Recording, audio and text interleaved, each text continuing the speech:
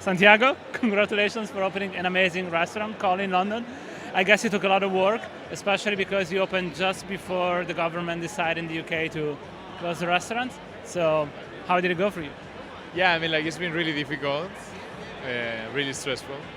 But I think moments like this, like to see people gathering and passionate people gathering, it makes you feel that you kind of like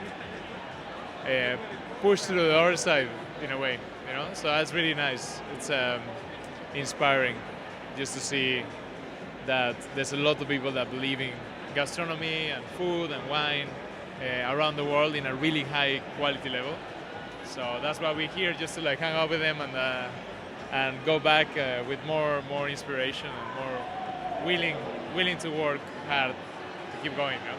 You know? You brought to London something completely new, even for a city like London, where there are loads of restaurants from all over the world. You took like Mexican cuisine, British produce, very fine, high-end, like kind of fine dining, but in a very relaxed environment. Like, how did you come up with this mix? Well, it's a little bit of a mixture of being living in Copenhagen for 4 or 5 years, and also like kind of like love to eat in different bistros in Paris, and then the necessity of cooking Mexican food over the years with colleagues around the world that I wasn't really able to do it. So you kind of figure out that you can use the local ingredients with your idea of Mexican flavor and inspiration in a way of not a stiff fine dining, but without compromising on the quality. So that was kind of like my idea of a restaurant. And when I moved there, I remember a lot of people asked me like, "Oh, how can you compare with other restaurants in London your concept?" And it was difficult, because as you said, there's not a lot of things like that. But I believe that restaurants should be more like houses, and hospitality should be not about being pretentious, but about being hospitable, There is a family vibe, Yeah. and more than that, because you have your brother Eduardo helping you, right? Yeah. I mean, like at the end of the day, the team becomes your family if you do it in the right way. And yeah, my brother helps me, and I love him, and it's great to work with the family, with a real family as well. So yeah, I hope to see you there.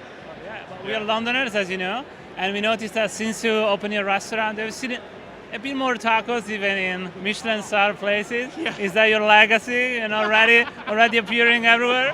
I don't know. I mean, like we've been open like for 4 months, so I'm not sure if it's a legacy. Well, it's starting there. I mean, why so many tacos? Yeah, right.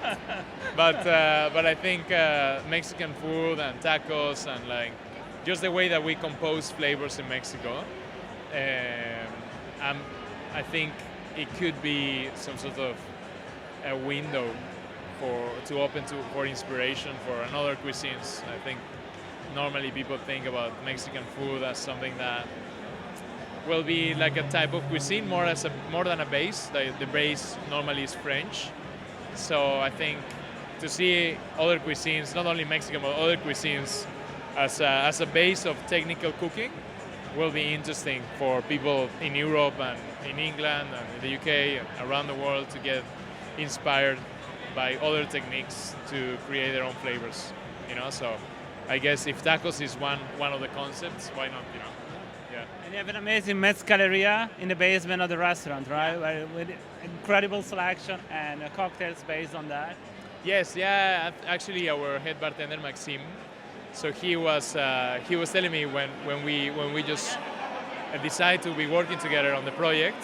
He was telling me that mezcal around the world in some of the 50 best bars, it's a lot about it's like an industry drink.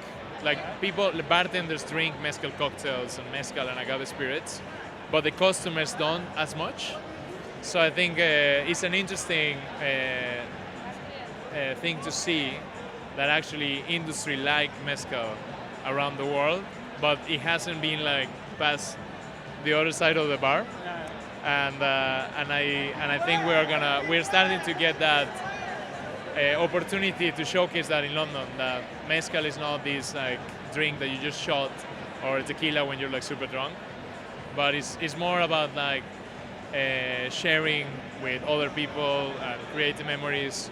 It's also a wild drink, so you get like it doesn't come from like potatoes or random grains. It comes from a wild plant. So in that sense of natural and biodynamic grown, it gives you also good benefits, like good health benefits.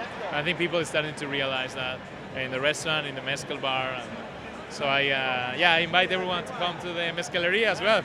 We have some drinks, some agave spirits, and Absolutely. some churros. Well, thank you very much for your time, Yeah, and no worries. enjoy the evening. No worries. Cheers. Take care, brother.